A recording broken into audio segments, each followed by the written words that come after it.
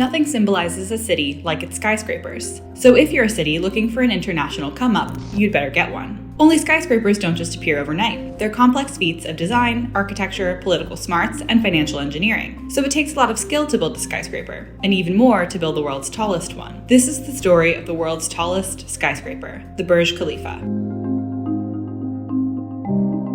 Clocking in at 2,722 feet tall, with a unique desert flower design and flawless views over one of the world's fastest growing cities, Dubai, the tower is a stunning symbol of the city's emergence onto the international scene. But Dubai wasn't always a ripe site for real estate development. In the 19th century, it was basically a backwater, earning some importance in the early 20th century as a free port, meaning that traders could bring their wares in and out without taxation. That became even more important as oil was discovered in neighboring nations and the increasingly oil-dependent world needed access. By the mid-1980s, it was an important trading center. And in the early 90s, while the Gulf War created unrest throughout the region, Dubai benefited from stability and businesses moved in. So in the mid-1990s, Dubai was ripe, and its leaders knew it.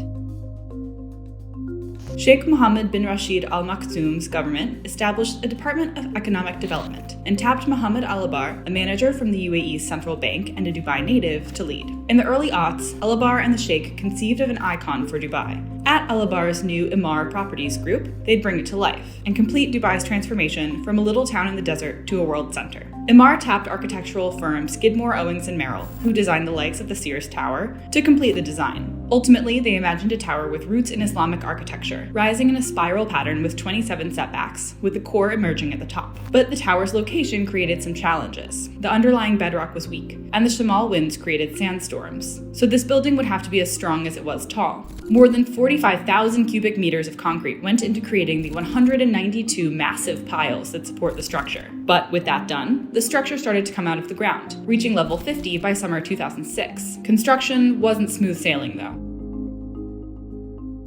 In March of 2006, The Guardian reported that 2,500 workers rioted at the building site over poor pay and conditions. Some workers made less than £3 per day. In the fall of 2006, Human Rights Watch issued a report on the exploitation of migrant construction workers in the UAE, which alleged hazardous working conditions, withheld wages, and that there had been a significant cover-up of construction deaths in 2004 and 2005. Other allegations across the region included forced labor, that workers had their passports taken away from them, and that suicide was rampant among workers.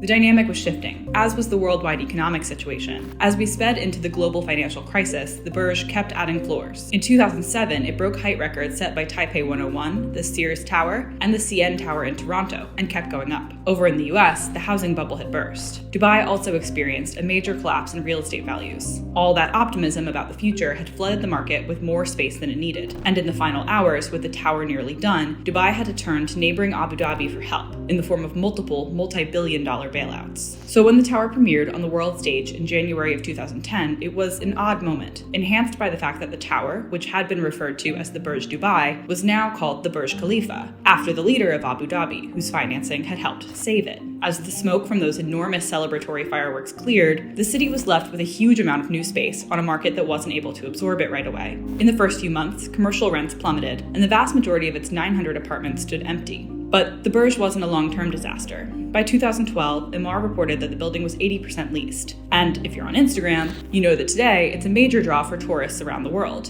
In 2019 alone, the building saw more than 6 million visitors, more than the Empire State Building. So it's a complicated icon, but that hasn't stopped it from gaining incredible popularity and international recognition. Today, the Burj Khalifa remains the tallest building in the world, and really, it's not even close. Tune in on therealdeal.com for more building bios like this one.